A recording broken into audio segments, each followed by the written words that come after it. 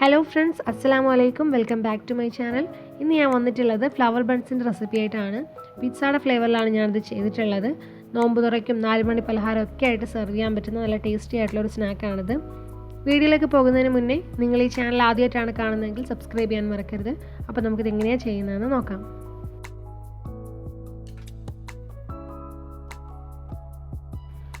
നമുക്ക് ആദ്യം ഇതിൻ്റെ ഫില്ലിംഗ് റെഡിയാക്കി എടുക്കണം. അതിന് വേണ്ടിയിട്ട് ഞാനിവിടെ ഒരു പാൻ ചൂടാക്കാനായിട്ട് വെച്ചിട്ടുണ്ട്. അതിലേക്ക് നമുക്ക് 1 ടേബിൾ സ്പൂൺ ഓയിൽ ഒഴിച്ചു കൊടുക്കാം. എണ്ണയൊന്ന് ചൂടായിട്ട് വരുമ്പോൾ അതിലേക്ക് നമുക്ക് ബോൺലെസ് ചിക്കൻ ചേർത്ത് കൊടുക്കാം. ഞാനിവിടെ 250 ഗ്രാം ചിക്കൻ ചെറിയ പീസായിട്ട് കട്ട് ചെയ്തെടുത്തിട്ടുള്ളതാണ്. അത് ചേർത്ത് കൊടുക്കാം. ഇനി ഈ ചിക്കൻ്റെ കളറൊന്ന് മാറി വരുന്നവരെ നമുക്കിതിനൊന്ന് വേവിച്ചെടുക്കണം. ഇപ്പോൾ ഇതിൻ്റെ കളറൊക്കെ മാറി ഒരു വൈറ്റ് കളറായിട്ട് വന്നിട്ടുണ്ട്. നമുക്കിനി ഇതിലേക്ക് ആവശ്യത്തിനുള്ള ഉപ്പ് ചേർത്ത് കൊടുക്കാം.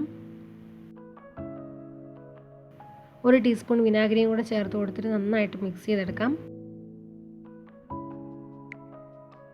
ഇപ്പോൾ ഈ ചിക്കനിലെ വെള്ളമൊക്കെ ഇറങ്ങി വന്നിട്ടുണ്ട്. നമുക്കിനി ഇതൊന്ന് വറ്റിച്ചെടുക്കണം.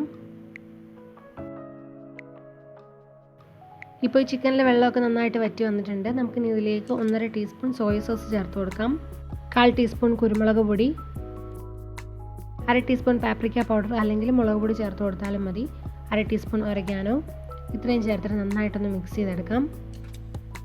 ഇതിന് പകരമായിട്ട് നിങ്ങൾക്ക് ആദ്യം ഒന്ന് മാരിനേറ്റ് ചെയ്ത് വെച്ചിട്ട് ഫ്രൈ ആക്കി എടുത്താലും മതി. ഒത്തിരി ഫ്രൈ ആവേണ്ട ആവശ്യമൊന്നുമില്ല. ചിക്കൻ ഒന്ന് ജസ്റ്റ് ഒന്ന് വെന്ത് വന്നാൽ മാത്രം മതി. ഇനി നമുക്കിതിലേക്ക് 1 ടേബിൾ സ്പൂൺ ഇഞ്ചി വെളുത്തുള്ളി പേസ്റ്റ് ചേർത്ത് കൊടുക്കാം. പകുതി സവാള ചെറുതായിട്ട് കട്ട് ചെയ്തെടുത്തതും കൂടി ചേർത്തിട്ട് നന്നായിട്ടൊന്ന് വഴറ്റിയെടുക്കാം. ഇതിൻ്റെ പച്ചമണം മാറി വരുന്നവരൊന്ന് വഴറ്റിയെടുത്താൽ മാത്രം മതി.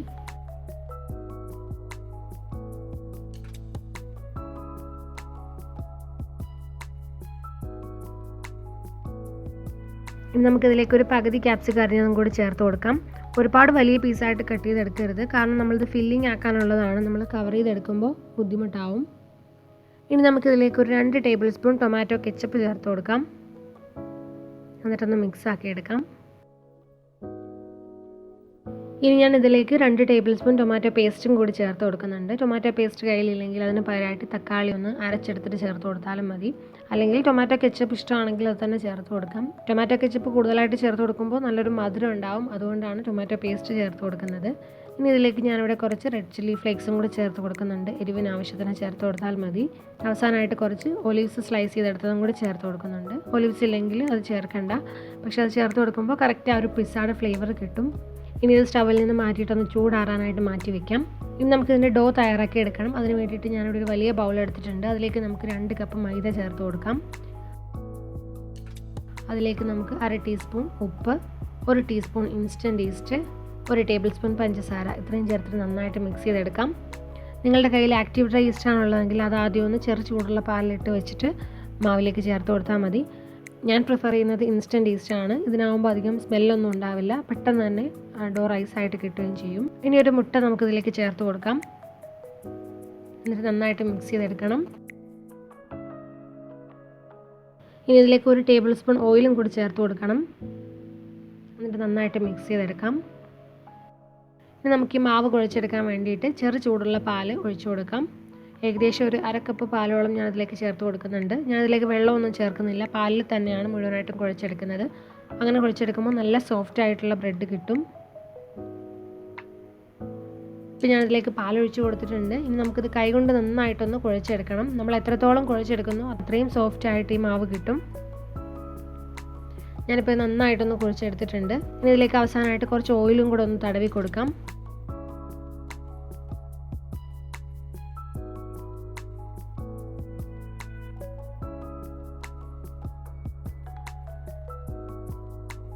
എന്നിട്ട് ഇതിനെ കവർ ചെയ്തിട്ട് 1-2 മണിക്കൂർ ഒന്ന് റെസ്റ്റ് ചെയ്യാനായിട്ട് മാറ്റി വയ്ക്കണം.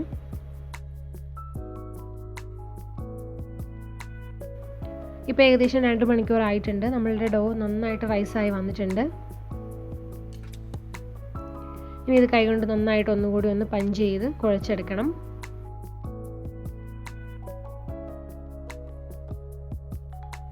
നമുക്കിത് കൗണ്ടർ ടോപ്പിൽ വെച്ചിട്ടൊന്ന് കുഴച്ചെടുക്കാം. അതിന് വേണ്ടിയിട്ട് കുറച്ച് പൊടിയൊന്ന് ഇട്ട് കൊടുക്കണം. എന്നിട്ട് നമുക്ക് ഈ മാവിനെ 10 ബൗൾസായിട്ട് ഡിവൈഡ് ചെയ്തെടുക്കാം. ഞാനിവിടെ ഒരു മീഡിയം വലുപ്പത്തിലാണ് ഉണ്ടാക്കിയെടുക്കുന്നത്. എനിക്ക് കറക്റ്റ് 10 ബൗൾസാണ് കിട്ടിയിട്ടുണ്ടായിരുന്നത്. നിങ്ങൾക്ക് വലിയ ബൺസാണ് വേണമെന്നുണ്ടെങ്കിൽ 8 ബോളായിട്ട് ഡിവൈഡ് ചെയ്തെടുക്കാം. അല്ലെങ്കിൽ ചെറുതാക്കണമെന്നുണ്ടെങ്കിൽ 12 എണ്ണം വരെ ഉണ്ടാക്കാവുന്നതാണ്. 10 ബോൾസായിട്ട് ഡിവൈഡ് ചെയ്തതാണ് കൂടുതൽ നല്ലത്. അതൊരു കറക്റ്റ് സൈസായിരുന്നു.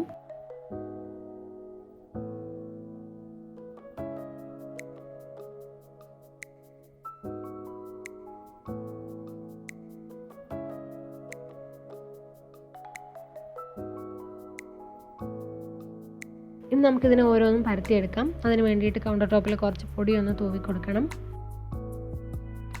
എന്നിട്ടൊരു ഏകദേശം 4 ഇഞ്ച് വലുപ്പത്തിൽ ഇതിനെ ഒന്ന് പരത്തിയെടുക്കണം. ഒരുപാട് കനം കുറച്ച് പരത്തിയെടുക്കരുത്.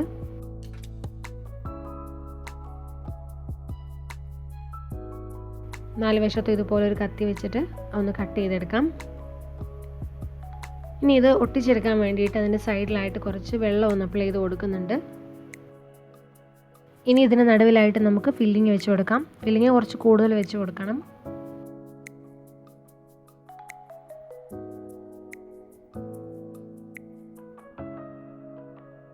അതിന് മുകളിലായിട്ട് നമുക്ക് കുറച്ച് മൊസറല്ല ചീസ് ഇട്ട് കൊടുക്കാം. എന്നിട്ട് നമുക്കിതിനെ കവർ ചെയ്തെടുക്കാം.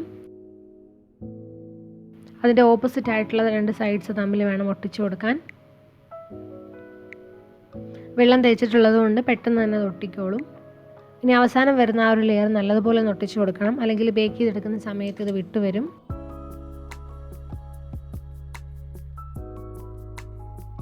അങ്ങനെ ഞാനിവിടെ ഒരെണ്ണം റെഡിയാക്കി എടുത്തിട്ടുണ്ട്. ഇതുപോലെ തന്നെ ബാക്കിയുള്ളതെല്ലാം ചെയ്തെടുക്കാം. ഞാനിവിടെ ബാക്കിയുള്ളതെല്ലാം ചെയ്തെടുത്തിട്ടുണ്ട്. ബേക്കിംഗ് പേപ്പർ വിരിച്ച ഒരു ഓവൻ ട്രേയിലേക്ക് ഞാനിവിടെ വെച്ച് കൊടുത്തിട്ടുണ്ട്. ഓരോ ബൺസും തമ്മിൽ ഗ്യാപ്പ് ഇട്ട് വേണം വെച്ച് കൊടുക്കാനായിട്ട്, അല്ലെങ്കിൽ ബേക്കായി വരുന്ന സമയത്ത് ഇത് തമ്മിൽ ഒട്ടിപ്പിടിക്കും. ഇനി ഞാനിവിടെ ഒരു മുട്ട എടുത്തിട്ടുണ്ട്. അത് നമുക്ക് നന്നായിട്ടൊന്ന് ബീറ്റ് ചെയ്തെടുക്കാം.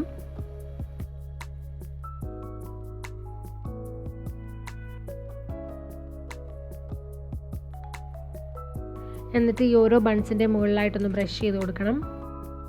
ഇങ്ങനെ എഗ് വാഷ് ചെയ്യുന്നത് എന്തിനാണെന്ന് വെച്ചാൽ നല്ലൊരു ഷൈനിങ് കിട്ടാനും അതുപോലെ നല്ലൊരു കളർ കിട്ടാനും കൂടെ വേണ്ടിയിട്ടാണ്.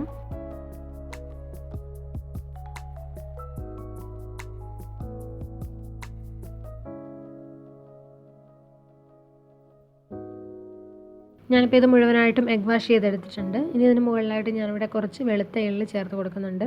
ഒരു ഭംഗിക്ക് വേണ്ടിയിട്ട് ഇട്ട് കൊടുക്കുന്നതേ ഉള്ളൂ.